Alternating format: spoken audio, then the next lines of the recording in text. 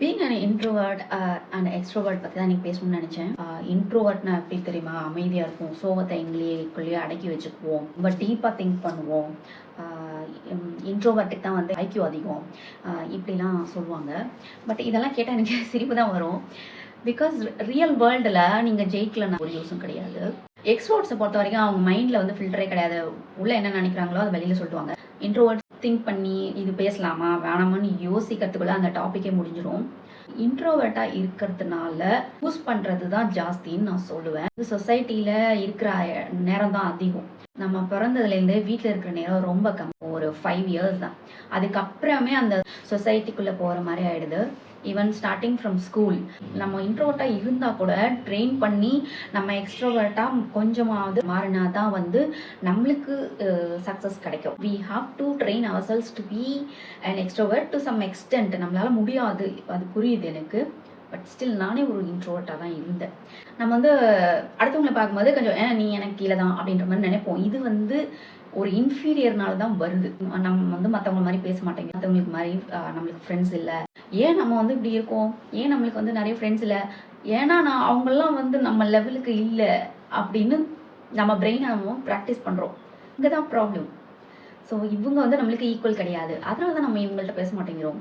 So அப்படின்னு சொல்லிட்டு நம்மளை நாமே சமாதானப்படுத்திக்கிறோம். இன்ட்ரோவர்ட்டாக இருக்கிறதுக்கு ஓகே, நீ இருக்கிறது கரெக்டு தான், இப்படியே இரு அப்படின்னு. பட் அது வந்து ரொம்ப ரொம்ப தப்பு. உங்களை பற்றி ரொம்ப பெருமையாகவே திங்க் பண்ணி வச்சுக்கிறத விட கொஞ்சம் கீழே இறங்கி வந்து நம்ம எல்லாரும் மாதிரி தான் அப்படின்னு யோசிக்க ஆரம்பிச்சு நீங்கள் உங்களை ட்ரெயின் பண்ணுங்க. போய் கீழே இறங்கி போய் சோஷியலைஸ் பண்ணுவோம் இப்படின்ற ஒரு தாட் ப்ராசஸ் கொண்டு வரணும். என்னை வச்சு தான் நானே சொல்லிட்டு இருக்கேன் இவ்வளோ விஷயம். ஸோ வந்து இது ரொம்ப டிஃபிகல்ட்டான விஷயம். நம்ம பார்க்கும்போதே அவங்கள பற்றி அப்படியே அந்த டெர்மினேட்டர் மாதிரி ஸ்க்ரீனில் வந்துடும், இப்படி அப்படி. ஸோ இந்த மாதிரி இல்லாமல் be open, don't judge. As long as they are not physically harmful or mentally harmful, go and talk to them, go and mingle with people. Introvertsக்கு கஷ்டம், அது புரியுது. பட் ட்ரை பண்ணுங்க, ட்ரை யுவர் லெவல். அவங்கள பற்றி ஒரு விஷயம் அவங்க சொல்லும்பொழுது உங்களுக்கே கூட நேச்சுரலி இன்ட்ரெஸ்ட் வரலாம்.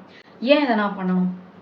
ஸோ நான் ஏன் அவுட் ஆஃப் மை வே போயிட்டு நான் அவங்கள்ட்ட பேசணும், பழகணும்? எனக்கு தேவையே இல்லை. நெட்ஃப்ளிக்ஸ் பார்ப்பேன், ஃப்ரெண்ட்ஸோட ஹேங் அவுட் பண்ண வேணாம், எனக்கு நான் தனியாகவே ஜாலியாக தான் இருக்கேன் அப்படின்னா சில சுச்சுவேஷனில் நமக்கு சொசைட்டியோட சப்போர்ட் தேவைப்படும். அந்த டைமில் நீங்கள் திடீர்னு போயிட்டு ஒரு ஸ்ட்ரேஞ்சராக யார்கிட்டையும் போய் நின்றுட்டு நீங்கள் ஹெல்ப் கேட்க முடியாது. இப்போ உங்கள் ஏரியாவில் தீஃப் வராங்க, ஆஃப்டர் காலிங் த எமர்ஜென்சி போலீஸ் அவங்கள கால் பண்ணிவிட்டு உடனே இம்மிடியேட்டாக போலீஸ் கூட வரத்துக்கு கொஞ்சம் நேரம் ஆகும். நெய்பர்ஸ் தான் வந்து உடனே வருவாங்க.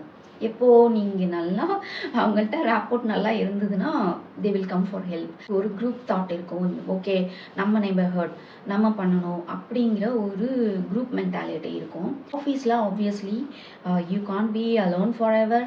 அங்கே தான் பயங்கர பாலிடிக்ஸ் இருக்கும், பயங்கர ஹைரார்கி. அமைதியாகவே இருக்கும் பொழுது உங்களை பற்றி நீங்கள் வெளிப்படுத்தாத பொழுது திமுறா இருக்கா, செம்ம ஆட்டிடியூட், செம்ம ரூடாக இருக்கா அப்படின்னு சொல்லிட்டு உங்களுக்கு அவங்க லேபிள் ஓட்டிடுவாங்க.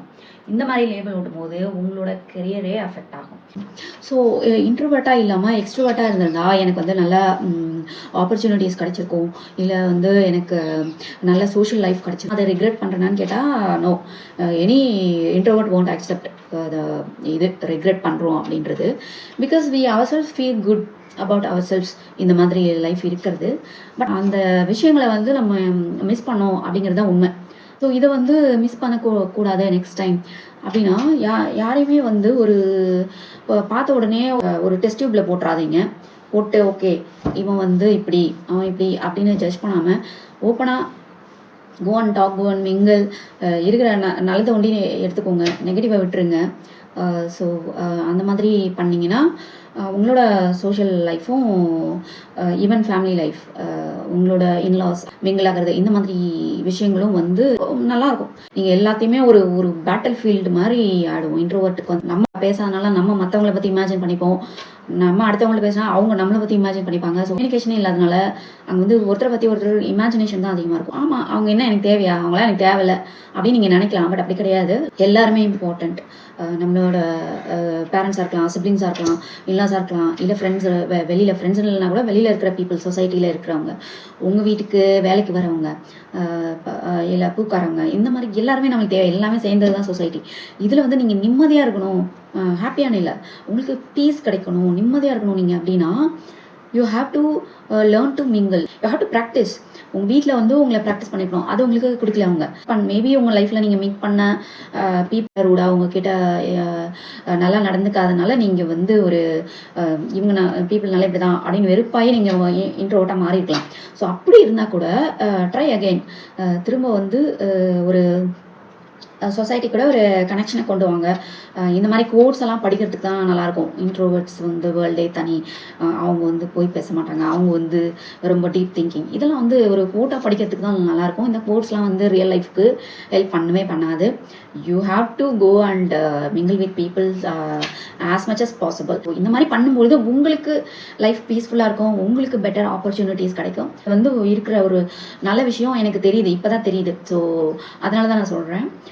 ஸோ எல்லாருக்கும் சொல்லணும் அப்படின்றதுக்காக நான் சொல்கிறேன். ஸோ இன்றைக்கி என்னோடய தாட்ஸ் அவ்வளோதான்.